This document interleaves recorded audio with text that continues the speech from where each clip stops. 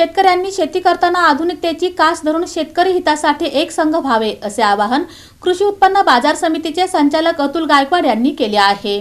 शेतकऱ्यांनी शेती करताना आधुनिक तंत्रज्ञानाची कास धरून शेतकरी हितासाठी एक संघ होणे काळाची गरज असल्याचे प्रतिपादन कृषी उत्पन्न बाजार समितीचे संचालक अतुल गायकवाड यांनी केले। ते जाधव फार्म हाऊस येथे आयोजित कलिंगड पीक मार्गदर्शन शिबिरात बोलत होते। या शिबिरात विनोद उगले यांनी कलिंगड पिकासाठी योग्य रोपांची निवड, खत व्यवस्थापन याबाबत सविस्तर मार्गदर्शन केले, तर हर्षल कदम यांनी कीड नियंत्रण आणि विक्री व्यवस्थापन याबाबत माहिती दिली। कार्यक्रमात प्रगतशील शेतकरी रवी जाधव यांनी घेतलेल्या विक्रमी कलिंगड उत्पादनाबद्दल त्यांचा सत्कार करण्यात आला। योग्य नियोजन आणि आधुनिक पद्धतींचा अवलंब केल्यास कलिंगड पिकातून अधिक उत्पादन आणि नफा मिळू शकतो असे त्यांनी यावेळी सांगितले।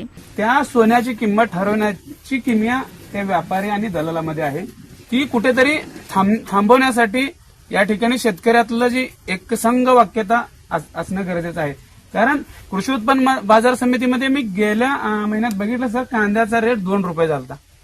म्हणजे एवढी बेकार अवस्था या शेतकऱ्यांची पाहता त्या ठिकाणचा व्यापक शेतकरी आता सरांनी म्हटल्यासारखं आबाळाकडे पाहत तिथं पण त्या पिकाकडे पाहत तो अक्षरशः ढसाढसा रडत होता। एवढी दयनीय अवस्था आहे, शेतकऱ्याचं नुकसान आहे। याच्यावर ठोस निर्णय घेण्यासाठी आपले जे डीलर्स असतील किंवा सरकार असेल या माध्यमातून जे काही करायचं असेल या ठिकाणी आपण सूचना करावी। आणि माझ्या भागातील शेतकऱ्यांना विनंती आहे, एक आधुनिक शेतीकडे वळत असताना आपण प्रत्येकाला आता सूत्रसंचालकांनी सांगितलं मार्गदर्शन गरजेचं आहे।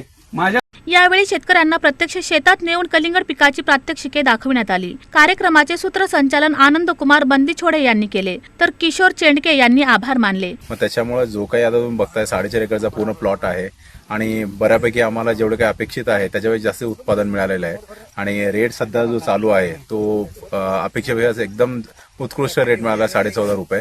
मग त्याच्यामुळे जेवढे काय आम्ही अपेक्षा करत होतो मग त्याच्यामुळे उत्पादनही चांगलं आहे, प्रॉफिट रेशोही चांगला आहे।